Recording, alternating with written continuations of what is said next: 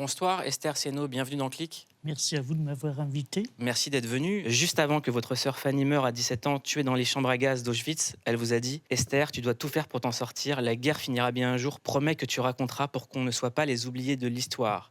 Est-ce que vous pouvez nous raconter? Eh bien, c'est-à-dire que moi, j'ai été déporté le 2 septembre 1943 et ma sœur, elle a été arrêtée en novembre 42 avec une de mes tantes sur dénonciation. Et elle a été déportée en février 43.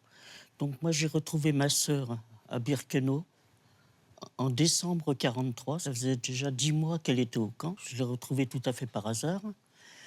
Et je ne l'ai pas reconnue dans l'état où elle était, parce que vous savez, l'espérance de vie au camp de Birkenau était quelques semaines, un mois, peut-être un peu plus, et elle avait quand même tenu pratiquement 10 mois. Les retrouvailles ont été assez difficiles, parce que c'est elle qui m'a reconnue, hein. Et puis finalement, au fil des mois, arrivé en mars-avril 44, je ne l'ai pas trouvée. Dès l'instant où elle ne pouvait pas sortir à l'appel, c'est qu'elle ne pouvait pas aller travailler. Donc l'après-midi, elle s'était directement emmenée au crématoire. On m'a dit qu'elle avait été transportée à l'infirmerie.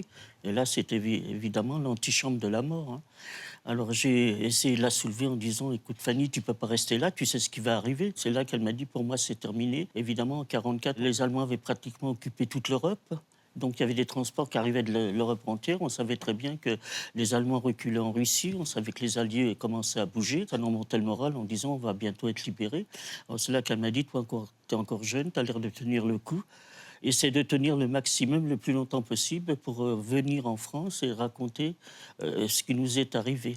Et là, elle s'est soulevée quelques minutes, elle m'a pris dans ses bras. Et puis finalement, j'étais obligé de partir pour aller au travail. Quand je suis revenu, ma sœur n'était plus là, et ça, c'était en avril 44. J'avais fait la connaissance d'une jeune femme à Drancy. On a été les deux seules survivantes de ce transport. On a été sélectionnés à 106 femmes pour entrer dans le camp, et tous les autres personnes ont été envoyées sur des camions qui attendaient sur le quai, et ils allaient directement à la chambre à gaz. Alors évidemment, les gens qui montaient dans les camions ne savaient pas où ils allaient, mais ceux qui étaient dans le camp et qui ne pouvaient plus aller travailler, ils savaient très bien où ils finissaient. C'est difficile d'expliquer comment fonctionnait ce camp. C'était quelque chose d'affreux. Est-ce que vous pouvez me parler du retour en France? Le 17 janvier, il y a eu l'évacuation du camp.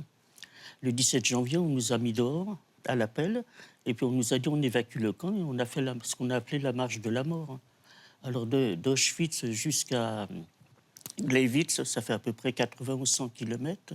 On a marché comme ça pendant des jours. Au fur et à mesure qu'on marchait, les femmes qui tombaient, les SS qui nous encadraient, ils leur mettaient une balle dans la nuque. Vous savez, on en a laissé du monde, hein, sur la route.